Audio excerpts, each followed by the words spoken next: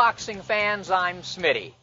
That was a look at the full version of our brand new Open that we unveiled in late summer for our television show In This Corner. I think it's a nice way to start what will be a look back at everything we did here at InThisCornerTV.com in 2009, a year that was filled with a plethora of pugilistic talent. First up, it's a pair of fighters who really displayed the international popularity and power of the sport of boxing.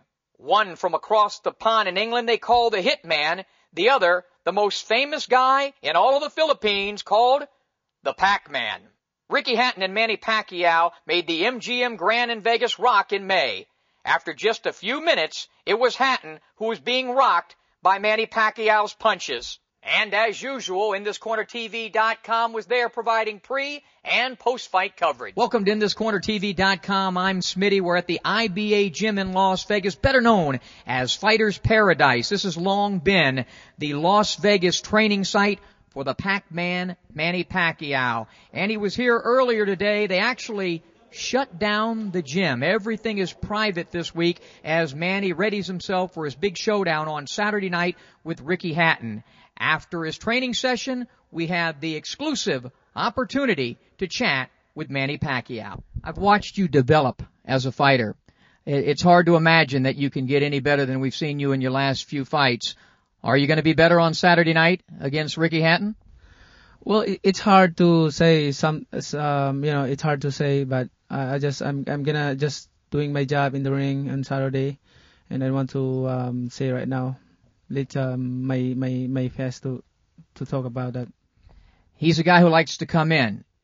Whether this fight goes one round or whatever, it's going to be, in my opinion, a more difficult fight than Oscar De La Hoya. He's going to put a lot of pressure on you. That's what he does. Tell us about your game plan.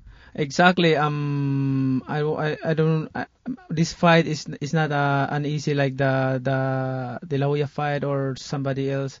You know, I consider this fight is going to be a hard fight for me. Especially as everybody knows Hatton style, and you know we're ready for that, and that we're studying every day in the gym.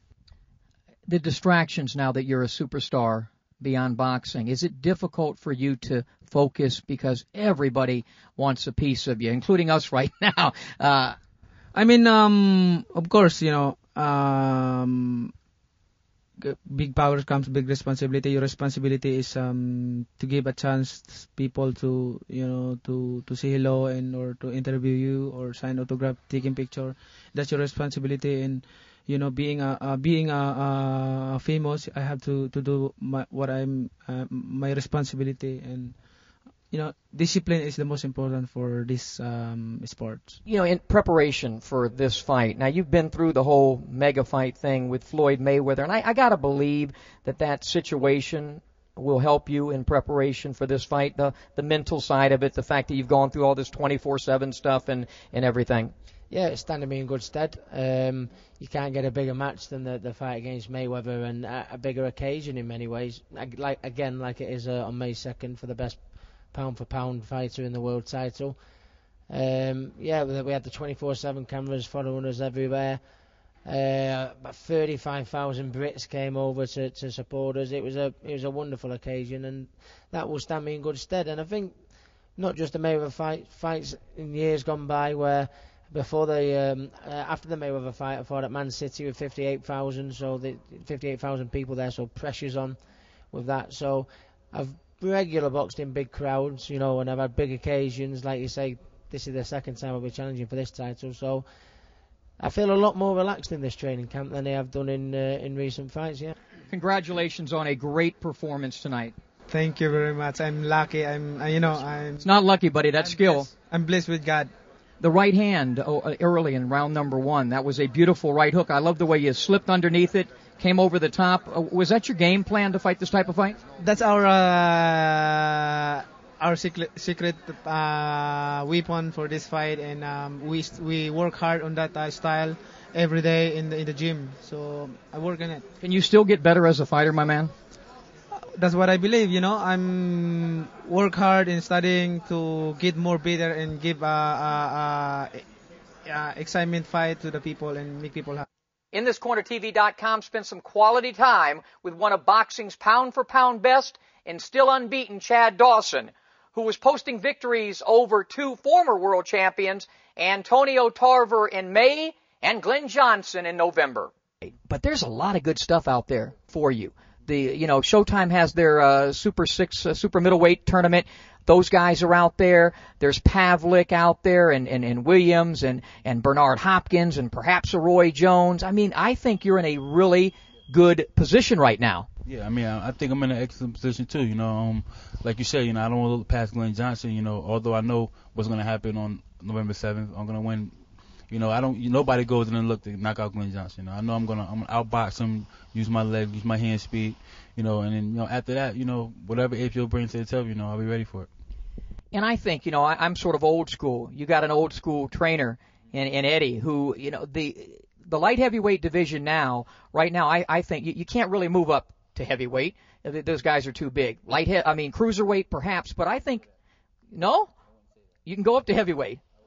Okay, well, we'll get to that then. But I just think being a dominant light heavyweight is something that's pretty damn important. Yeah. I mean, I definitely want to be dominant for the next couple years at the division. Either whether I go up or go down, it doesn't matter. Any division I'm in, I want to be dominant. You know what I'm saying? So, if I go down or I go up, cruiserweight, heavyweight, it doesn't matter. I want to be dominant. I'm going to continue to work hard like I've been doing for the last 4 or 5 years, and just continue to be successful. Well, you can kind of watch and see how David Haye does against Valuev to get it. But you stopped me there for a moment, or you tried to. It's hard to stop Smitty, isn't it?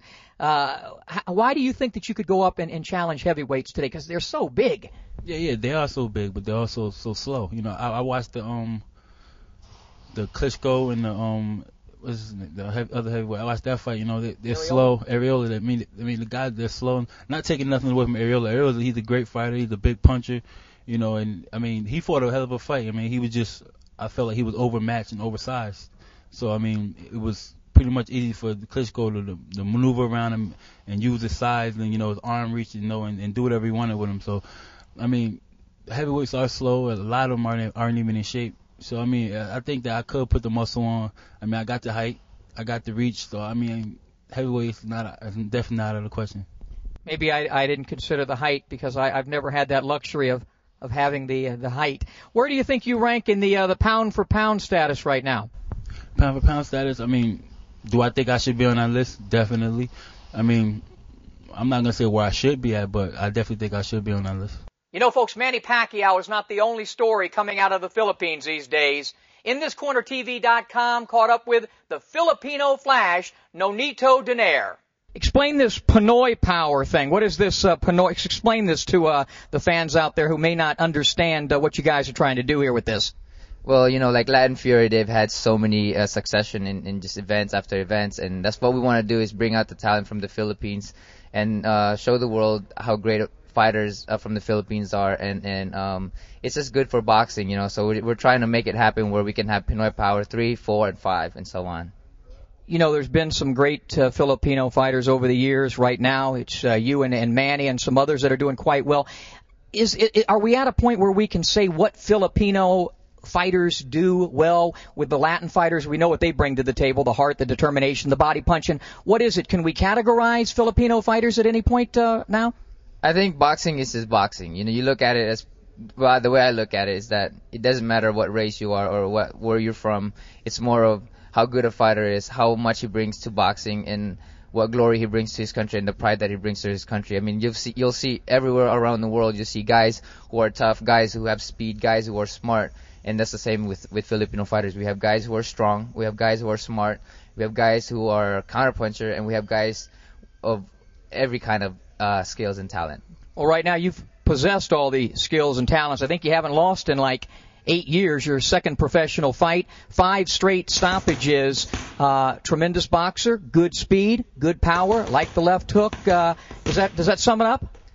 I think so. Maybe I think one thing that I really am proud of is the ability to know the fighter and to figure out the fighter in that ring. And once I do figure the fighter out, then it's unless he changes style, then it's another thing. But one thing is that I can see and read the fighter's moves and the game that he's going to play. And once I do read that, then it's over. Once again, to display boxing's tremendous international popularity and flavor these days are two guys who really love hanging out with us here at InThisCornerTV.com. And you know what? We dig having them. From Armenia, fighting out of Australia, and training here in Las Vegas is Vic Darchinyan, who lost and won world titles in 2009. And from England, with Pakistani roots, is Amir Khan, who captured his first world title this year under the tutelage of Freddie Roach. You know, it's strange. Usually little guys, when they get into their 30s, start to decline. You appear to me to be getting better at age 33. I turned 33 this month, and this my point. It's also is 33, and also it's year of the bull in Chinese, you know. And personally, I'm the raging bull. I'm gonna show great fights this year, and my fight starting from 7th of February. You're gonna see how I can be motivated and how I can focus on the fight. I'm gonna do with Arce what I'm telling. I'm gonna smash him. I'm gonna destroy him. I'm gonna make him look like silly and stupid fighter. I've been training alongside Manny Pacquiao for this camp, and Freddie's, you know how good Freddie is on the pads and how good he is. He's a tactician, you know. He gives you a game plan to follow in a fight, and if that game plan A doesn't work, then you have a game plan B.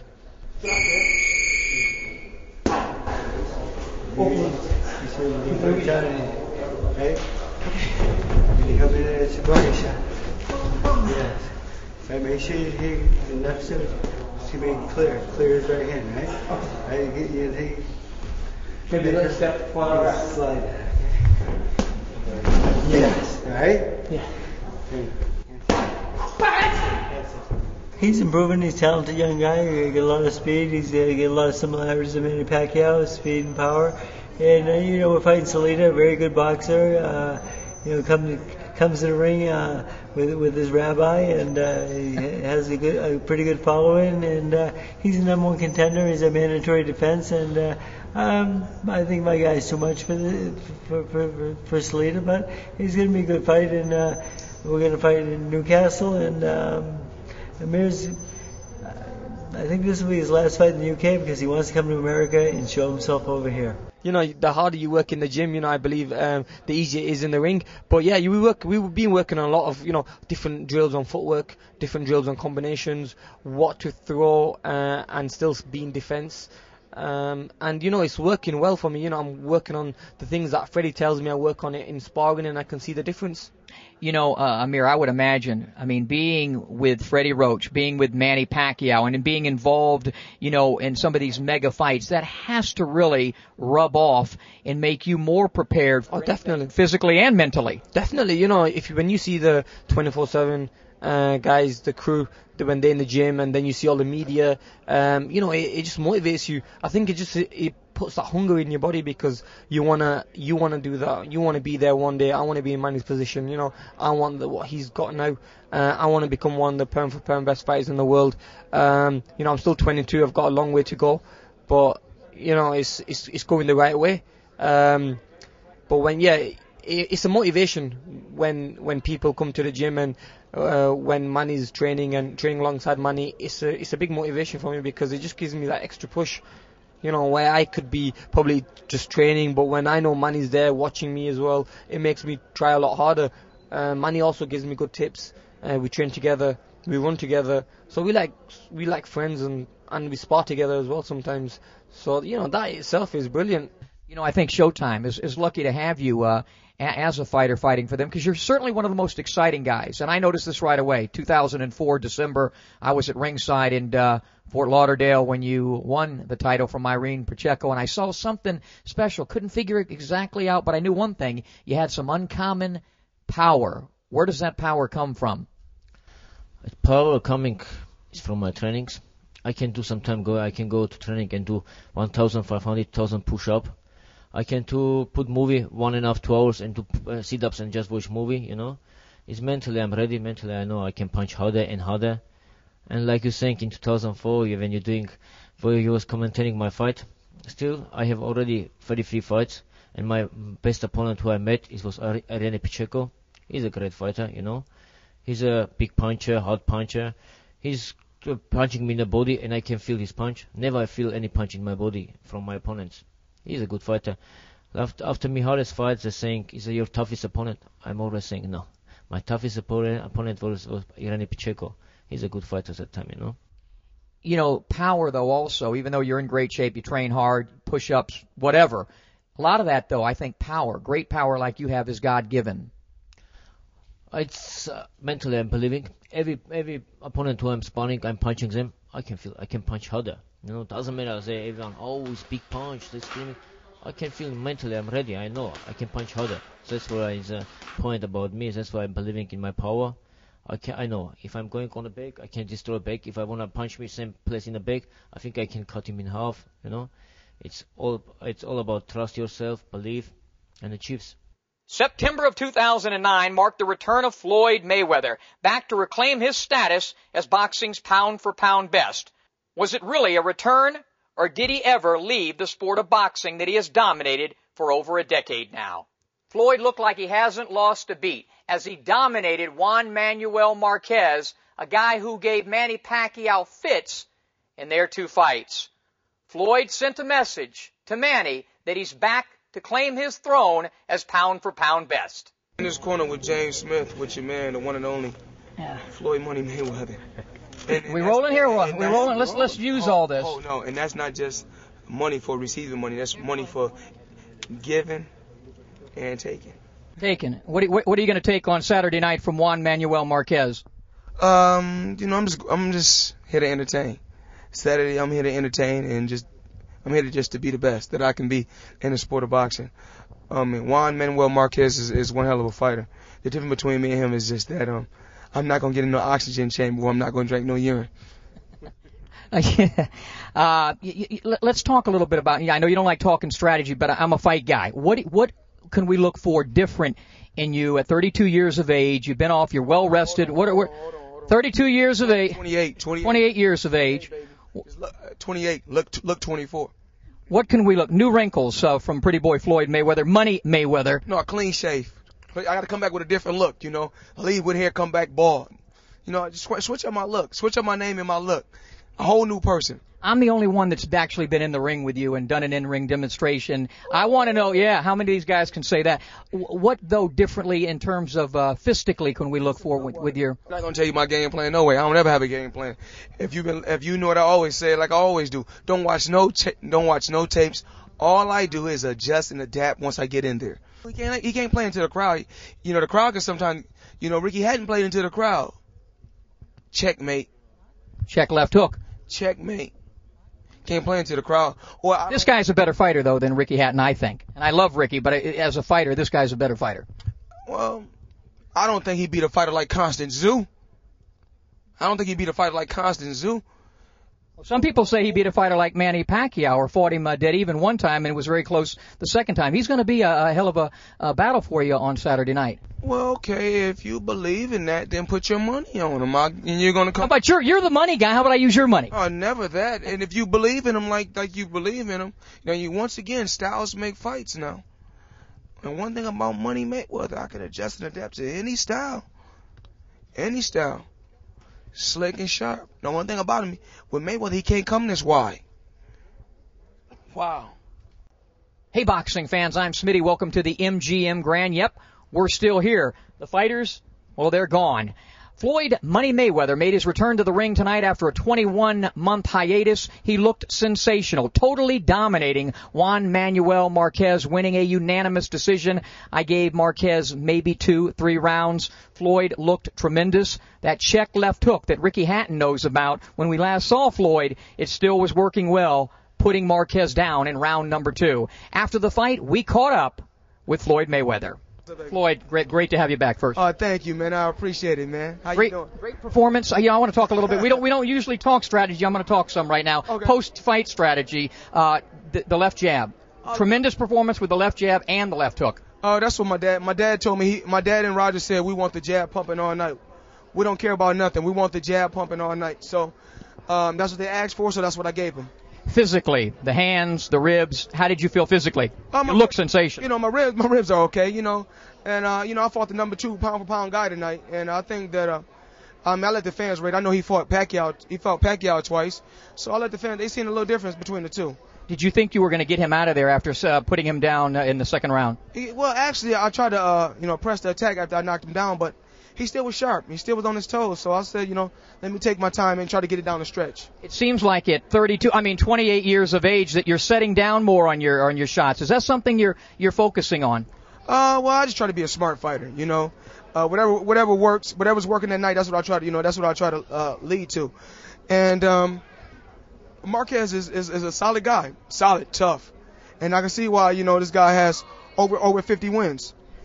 What would you like? I don't care about what the other people want. What do you want? I mean, you're a Hall of Famer. You're one of the great fighters ever. What the hell do you want? I just want to go home and spend time with my kids, and take one day at a time, and then in a couple weeks talk it over with my two advisors and see what they want to do. And your favorite show is? In This Corner. Very good. Of course, baby. Congratulations, man. All right. Thanks. It would be Manny Pacquiao who would have the final word for 2009 as he solidified his position as our fighter of the year. He dominated and stopped Miguel Cotto at his home away from home, the MGM Grand in Las Vegas. This is from the show to you. Oh, wow. Nice. You like that? Uh-huh. Very nice. Manny Pacquiao is our fighter of the year, ladies and gentlemen, so. Very good. Thank you. Thank you very much. First off, congratulations on being our fighter of the year. We hope you enjoy the artwork of Muhammad Ali. What does Muhammad Ali mean to you? I mean, he's a greatest fighter ever, and he's the idol of everybody. Certainly is. You're the idol of a lot of people these days, getting ready for, I guess it's your 7th world title. Tell us what you expect from Miguel Cotto. He's still strong, and he's have power, and he's bigger than me, and he's a champion for this fight, and he can fight. The preparation for this one, obviously, you spent some time in the Philippines, had a tragic situation over there. How has this camp, how have you handled the entire thing? Well, so far our training for this fight is doing good, and we did a lot of things for this fight, and we train hard for this fight. Freddie, tell us about this camp. Obviously, time in the Philippines, some distractions. Nothing seems to distract Manny, but what about you? Did it distract you any? Well, typhoons were severe, and a lot of dead people and people dying around us, but we did what we could for the people and so forth, and supported them as much as possible. But basically, we never missed a day of training. We actually had a great training camp in the Philippines. We worked really hard. We had great sparring. Sean Porter was my number one sparring partner with a good left hook. Young kid with 10 wins and 9 knockouts, and he was really, really good. Jose Luis Castillo, the ex-champion of the world, came in. He was great work for us also.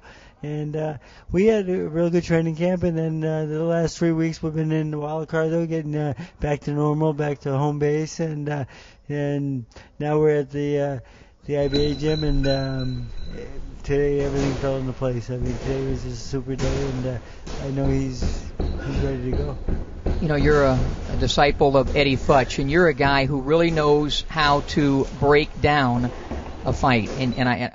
When you look at Cotto, I guess there would be more similarities certainly to De La Hoya than a Hatton. He's got the left hook, converted southpaw. What's your game plan for Cotto? He has some Hatton flaws also. He cocks his left hook before he throws it, just like Hatton.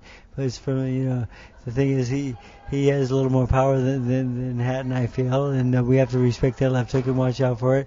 And we worked on how to stay away from that. But when he cocks it, we know how to beat it, and he telegraphs his punches at this point of his career. And I think I really have a lot of confidence in my guy. We're gonna make it look easy. I know that. We're going to destroy this guy, I feel.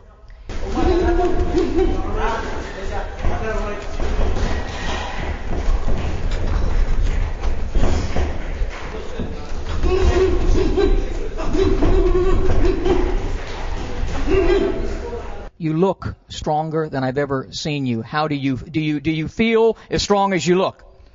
Well, I feel strong and I feel ready to the fight, and it's all set. I can't wait until the Saturday.